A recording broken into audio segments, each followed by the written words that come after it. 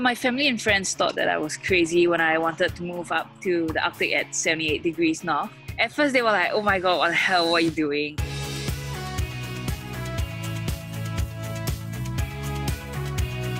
My name is Wei Si. I'm 26 this year and I've been living in Svalbard for about 6 months now. I came here in November 2019. So basically Svalbard is an island that's up on 78 degrees north. It's about 1,000 kilometers away from the North Pole, and it's basically the northernmost settlement in the world. I live in this town called Longyearbyen in Svalbard. Basically it has about 2,000 people who live here. A lot of people here do like coal mining or like tourism jobs basically.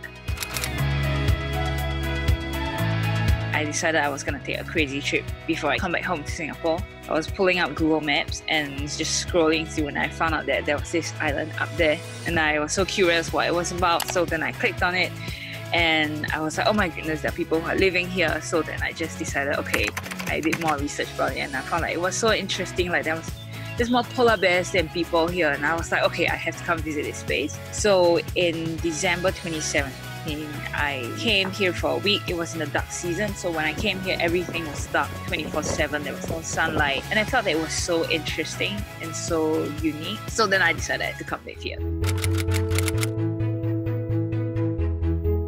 I think I've always been really interested in traveling to like the countryside. The best thing about staying in Svalbard is the freedom to explore anywhere you want to go, because your backyard is literally just tons of mountains and valleys and beautiful scenery, and it's so easy to just go out there. In the winter I would just jump on my snowmobile and I could go like so far away from town. You get to a place that's filled with just mountains and you hear nothing but the Arctic silence, and it's so beautiful. You see very little of man's touch here. It's just so amazing and I love that.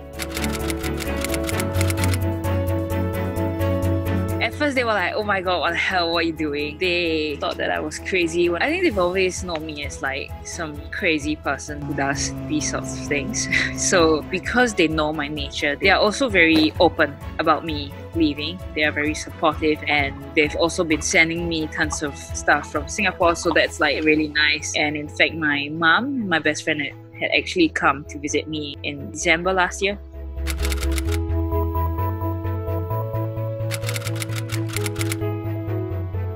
It is pretty expensive here. Even as a basic meal would cost you like 30 Singapore dollars, but then it's also proportionate to how much you earn, so that's okay. I eat home a lot. I don't really like go out and spend 50 bucks on a meal every day. And also the things I do are not so expensive. For example, I hike a lot. Those things are free. And I also bought a snowmobile, so I don't have to rent one every time.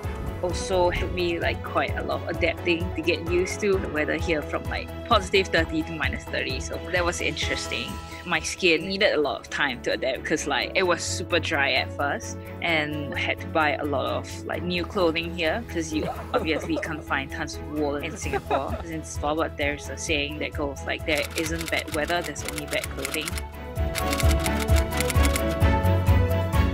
One thing that I realized about myself living here would be how little I need in order to survive. When I moved, I packed all my essentials into a 40-liter backpack, and it's been sufficient ever since. It just shows me how much clutter there has been previously in our lives, and like I didn't really need much in order to be comfortable and enjoying myself anywhere.